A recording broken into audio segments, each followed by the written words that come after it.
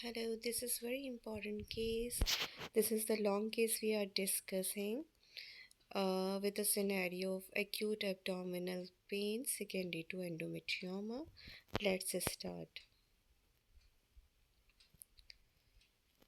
So, by the end of this video, we will learn how to take a focus history, relevant examination, how to identify the ovarian torsion, differential diagnosis, investigation, emergency management, and patient counseling.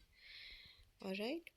Okay, so might be the paper provided to you on your decks will be instruction that you are registrar in the gynec emergency unit, a 32-year-old woman present with a severe lower abdominal pain. They'll ask you to take focus history, perform relevant examination, discuss the diagnosis and further management with the examiner. So, what focus history you have to ask? First, always explore the presenting complaint. As patient presented with a severe lower abdominal pain, the key point is to ask that the pain is sudden onset or when did it started, what is the pain score, what is its intensity. For the pain or history, always remember Socrates, Socrates. So, site is very important. Uh, might be she will mention to you that it is left lower abdominal, then onset, then character, sharp or stabbing pain. Radiation is very important. Associated symptom nausea, vomiting. Then timing, it is continuous pain. What is the exhibiting factors, relieving factors? We have to ask. Then for this case, it's very important to ask gynecological examination. Does she is having when is your last menstrual period? It's very important to rule out the ectopic pregnancy with severe abdominal pain. Then, with this case, dysmenorrhea, dyspareunia is very important. Alright, then vaginal discharge, any vaginal infection, and a pap smear is very important, or this she is HPV vaccinated or not. So, if you complain of dysmenorrhea, dyspareunia, explore this complaint as well. Since how long you have this, what medication she has taken for this. Then menstrual history, last menstrual periods is very important. Painful periods first there, is the periods are regular or not. Then obstetrical history is very important because in this case, if we are suspecting that this is endometriosis, then subfertility might be the patient give you the complaint that subfertility for 2 years, and she's trying to conceive as well. Nulliparous, she might be give you the history like this. Then past gynec history is very important. If she is having a known endometriosis, ultrasound if it is already done or not. If done, you can tell them to. Can you tell me the report or what's the management at that time? So might be she'll give you the clue that management was conservative. Then any contraceptive history is very important. Urinary gastrointestinal symptom is very important. We have to particularly ask this any burning micturition, because abdominal pain we have to lower abdominal pain we have to rule out the differential for urinary tract infection or any GI symptoms is very important here. Then past medical history, diabetes, hypertension, anything is there. Drug and allergic history is very important because maybe she is taking NSAIDs for the painkiller. Then further onward management we can give according to the scenario. Social history, then mental history, is she is having upset or mental health is important here to ask. Then physical examination, we have to mention that I would perform general examination, abdominal examination, and pelvic examination after the consent. So accordingly, if the examiner asks you to perform it, then we have to go with the vitals. If already mentioned, then might be the examiner will not tell you. If not mentioned, then examiner will tell you to go for the general examination.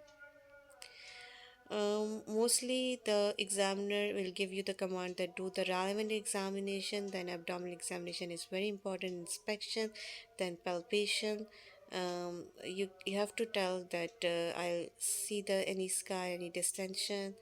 Then for the palpation, if there is severe tenderness is there, carding is present or palpable adnexal mass, then pelvic examination is very important. Inspection, then with the speculum per speculum examination, and then bimanual examination. Might be the examiner after that give you that there is left adnexal mass 6 centimeter, or they can ask you the differential diagnosis. It should be in your mind that it could be ovarian torsion, rupture ovarian cyst, ectopic pregnancy, pelvic inflammatory disease, degenerating fibroid, or in the sixth it could be appendicitis. Why you suspect the ovarian torsion? They can ask you. You have to give that sudden severe pain, nausea, vomiting, known ovarian cyst, adnexal mass, and adnexal tenderness. Other risk factors for the endometrioma. They can ask you that what investigation you will do. So baseline investigation and pregnancy investigation is very important. Blood test is very important, beta hcg, that to rule out ectopic pregnancy. Then urgent pelvic ultrasound with doppler. Possible finding might be they will show you the pelvic ultrasound with doppler finding. So enlarged ovary, reduced blood flow, ovarian cyst, endometrioma may show ground glass appearance, and most likely you have to give the diagnosis that this is left ovarian torsion secondary to endometrioma. Then further on, they can ask you what immediate management you'll do for this patient. You have to mention that I'll admit the patient, IV access, analgesia, antiemetics, IV fluid, and prepare for this patient for emergency surgery. Emergency laparoscopy is very important procedure. Detorsion of the ovary, assess viability, and remove the cyst. So this is the key line management. Of course, they will not tell you to give the detail or procedure steps, but they'll ask you for the key line management. If ovary not viable, if necrosis is present, procedure may require oophorectomy, but preservation of ovary is very preferred option here because patient is nulliparous or patient is trying for the fertility. So management will be the preservation of the ovary with untwisting of the torsion. They can ask you for the complication for the torsion, so ovarian necrosis, infertility, infection, peritonitis, and risk factors for the ovarian torsion they can ask you. And in the end might be they will tell you to counsel the patient. So always the key point is to explain the condition, explain the urgency, explain the surgery, discuss the fertility preservation, and the discuss the risk. So what points you there are the certain points I have highlighted to how to explain the patient in this condition. So let's do the practice. Hello Sarah, you are experiencing severe abdominal pain and we are concerned that the ovary on the left side may have twisted around itself. This is called ovarian torsion. You also already have a cyst called endometrioma which likely caused this twisting of the ovary, and this can reduce the blood supply to ovary, which is why pain is very severe here. The recommended treatment for this condition is keyhole surgery called laparoscopy. During surgery, we will untwist the ovary, remove the cyst if possible, and we will try to preserve the ovary. Most patients recover quickly after surgery. Do you have any concerns or questions? These are very important.